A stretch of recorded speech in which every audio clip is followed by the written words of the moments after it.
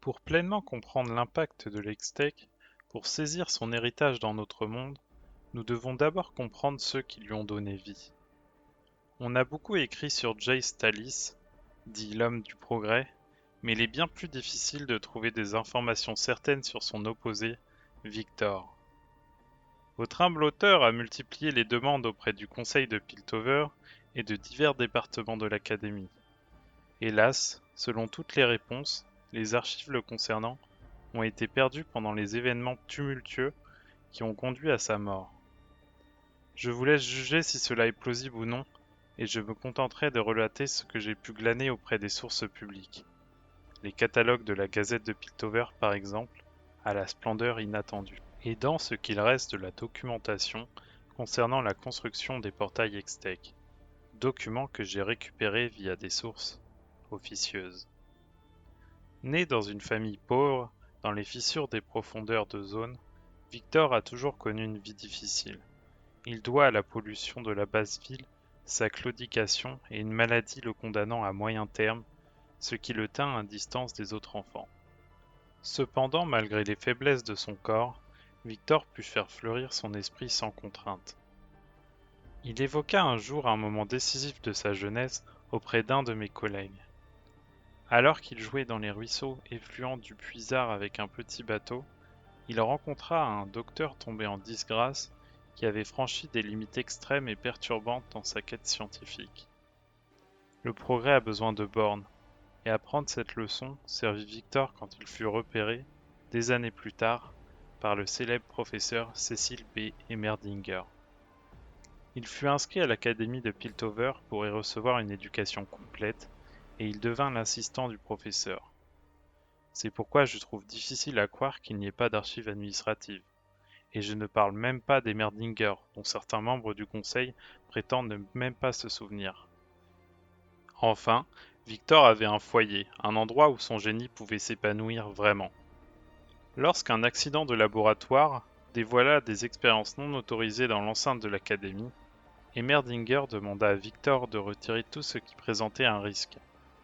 En fait de danger, Victor ne trouva que des intrigues, des pages de notes manuscrites témoignant d'une ambition fiévreuse. Maîtriser la magie par la science. À cette occasion, il devint ami avec l'inventeur Jace Tallis. Avec leur vision commune, ils souhaitaient changer le monde à jamais. Le fruit de leurs travaux fut, bien sûr, l'Hextech, une technologie si révolutionnaire qu'elle ouvrit pour Piltover une nouvelle ère de merveilles.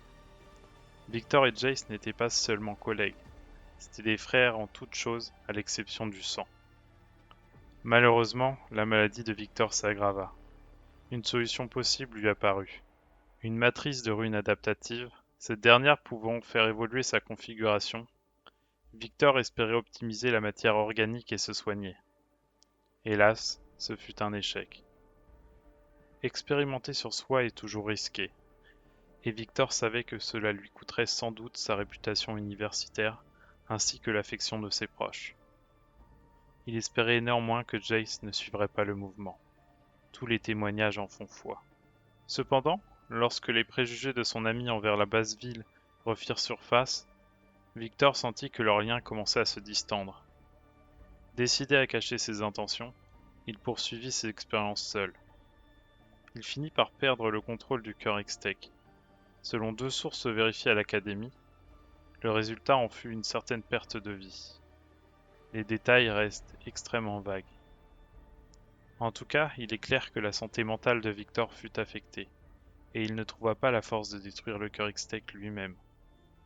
En dépit de leurs efforts, ni lui, ni Jace n'avaient réussi à sauver des vies avec leurs inventions.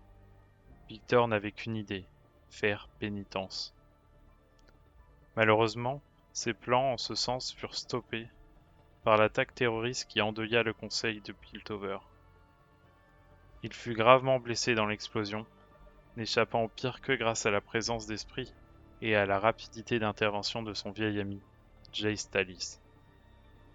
Le cœur Hextech régénéra les blessures de Victor à un point qui stupéfia les plus grands esprits du monde entier. Cette guérison semblait relever davantage de la fantaisie et de la fiction que de la science. Disons pour l'instant que Victor était devenu à l'homme ce que l'Hextech est à la roue. et il ne ressentait guère de gratitude pour ce que Jace avait fait pour lui. Marcher seul parmi les citoyens brisés et oubliés de la basse ville donna à Victor un nouveau but, car son toucher glacial pouvait soigner les souffrants et les soulager de toute émotion.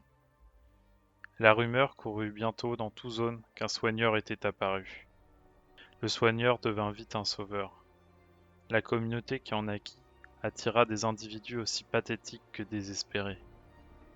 Mais elle fut attaquée par une garnison noxienne commandée par Ambessa Medarda, et Victor fut une nouvelle fois physiquement incapacité. Pourtant, cette fois quelque chose avait changé. Libéré de la peur, de l'amour, de l'amertume, de la joie, de la haine ou de la compassion, il revint en tant que héros mécanique d'une seconde nouvelle ère. Ses anciens disciples n'étaient guère plus que des pantins soumis à sa volonté. Fort de cette intelligence, aussi vaste que dénuée d'empathie, Victor avait un objectif plus clair que jamais. Il allait sauver l'humanité d'elle-même grâce à une glorieuse évolution qui s'étendrait sur le monde entier, que ce dernier le comprenne ou pas.